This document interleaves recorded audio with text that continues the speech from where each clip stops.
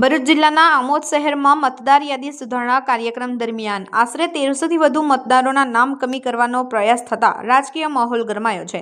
ભાજપના આગેવાનો દ્વારા ફોર્મ નંબર 7 ભરીને મોટા પાયે વાંધા અરજીઓ રજૂ કરતા આ સમગ્ર પ્રક્રિયા સામે કોંગ્રેસ દ્વારા કડક વિરોધ નોંધાવવામાં આવ્યો હતો।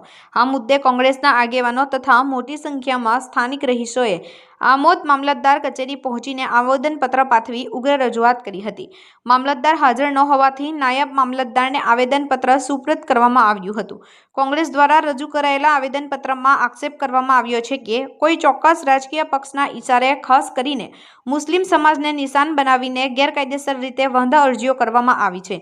કોંગ્રેસના નેતાઓએ જણાવ્યું હતું કે જે મતદારો સામે વાંધા ઉઠાવવામાં આવ્યા છે તેઓ વર્ષોથી આમોદમાં કાયમી વસવાટ કરી રહ્યા છે અને તેમની પાસે ચૂંટણી પંચ દ્વારા મંગાવવામાં આવતા તમામ જરૂરી દસ્તાવેજો ઉપલબ્ધ છે।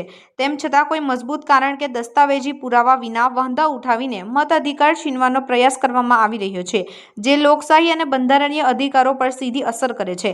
આવેદનપત્રમાં વધુમાં જણાવ્યું છે કે બીએલઓ દ્વારા અગાઉ સ્થળ પર જઈ તપાસ કરી ફોટોગ્રાફ્સ અને જરૂરી પુરાવો એકત્ર કરવામાં આવ્યા હતા। તે છતાં રાજકીય કિન્નાખોરી કારણે નિર્દોષ મતદારોને હેરાન કરવામાં આવી રહ્યા છે।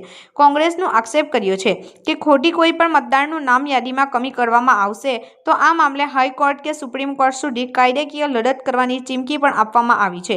કોંગ્રેસે તંત્ર સમક્ષ માંગ કરી છે કે પાયાવિહોણી અને મનસ્વી વાંધા અરજીઓ તાત્કાલિક રદ કરવામાં આવે તેમજ મતદારોને ખોટી રીતે હેરાન કરનાર તત્વો સામે કાયદેસરની કાર્યવાહી કરવામાં આવે। આ રજૂઆત દરમિયાન તમામ અસરગ્રસ્ત મતદારો પણ પોતાના આધાર પુરાવા સાથે મામલતદાર કચેરીએ હાજર રહ્યા હતા, જેના કારણે મામલતદાર કચેરી પરિસરમાં ભારે ગતિચલન જોવા મળ્યું હતું। આ વિરોધ કાર્યક્રમમાં ભરૂચ જિલ્લા કોંગ્રેસ સમિતિના પ્રમુખ રાજેન્દ્રસિંહ રાણા, આમોદ તાલુકા કોંગ્રેસ પ્રમુખ નરેન્દ્રભાઈ પટેલ, યુથ કોંગ્રેસ પ્રમુખ કેતન મકવાણા, માજી પ્રમુખ સાજીદ રાણા, કોંગ્રેસ આગેવાન મહેબૂબ કાકુજી સહિતના આગેવાનો અને મોટી સંખ્યામાં કોંગ્રેસ કાર્યકરો ઉપસ્થિત રહ્યા હતા। મારું નામ અફસાના છે। શું લેવા આવ્યા છે અહીંયા મામલતદાર ઓફિસે? અમને ખોટી રીતે હેરાન કરવામાં આવે છે, એ માટે અમે અહીંયા આવ્યા છે। એટલે કેવું હેરાન કરે છે? કમ અમે અહીંયા વોટ નથી દેતા, અમારા વોટ નબળા લગી નથી નીકળ્યા અહીંયા આગળ, તો પછી અમને કમ એમ કહે છે કે હમણાં નથી, અમે હાજર છે, જીવતા જીવત હાજર છે, તો પછી મરણ કેમ નીકળ્યા? અમને ન્યાય જોઈએ છે। કોણ છે અહીં હંભી લાવો અહીંયા આગળ, અમારી હંભી જોઈએ, જેને બી એને એવું કર્યું છે। સલીમ, શું કામ માટે અહીંયા આવ્યા છો? અમે કઈ વર્ષોથી અહીં વોટ આપીએ છીએ, વોટ લેતા એમને સારું લાગ્યું ને જ્યારે કે હવે અમને અહીંના અમે રહેવાસી છે, જન્મ બધાનું અહીંનું થયેલું છે, તો પણ એ લોકો એવું કહે છે કે પુરાવો આપો, તો અમે પુરાવો કઈ રીતે આપીએ? જો કે જન્મ અમારું અહીંનું છે, આટલા લાગીને જ્યારે અમે મત આલવા જતા ત્યાં ત્યારે એ લોકો ખુરશી પર બેસીને અમને જોતા ત્યારે એ લોકોને ખબર ના હતી કે અમે અહીંના છે, અમે મત આપીએ છીએ, ત્યારે બધાની આંખો બંધ થયેલી હતી કે હવે અમને જીવતાને મરેલા જાણે છે એ લોકો કે અમને અમારો અન્યાય જોઈએ। તમારી પાસે આધાર પુરાવા શું શું છે? અમારી પાસે બધું જ આધાર પુરાવા છે અમારા પાસે। કેટલા સમયથી તમે મતદાન કરતા હતા? અમે તો ઘણા સમયથી કરીએ, એટલે કે 19 વર્ષથી આમ તો બધાનું અમારા હસબન્ડનું ને એ લોકોનું અહીંનું છે। ભરૂચ જિલ્લામાં આજે આમોદ નગર રોડ પર છે। આમોદ નગરના લોકો સાથે આજે મામલતદાર ઓફિસે અમે રજૂઆત કરી છે, અમારું આવેદન પાઠવેલું છે।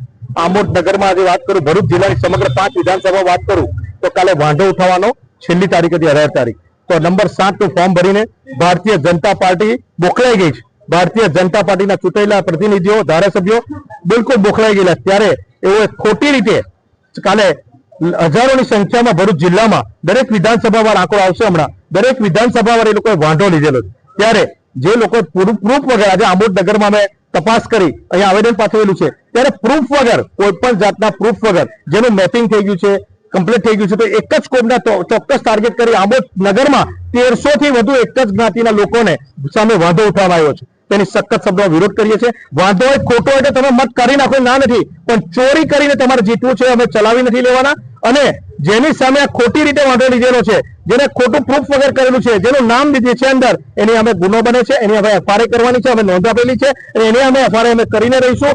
ખોટી રીતે સુપ્રીમ કોર્ટ સુધી લડીશું, તો કોઈ સંજોગોમાં એક પણ મત નીકળવા નહીં દે। જે અધિકારી ભારતીય જનતા પાર્ટીના ઈશારે કામ કરે છે, એ ચમરબંધી હશે, એને પણ હવે છોડવાના નથી।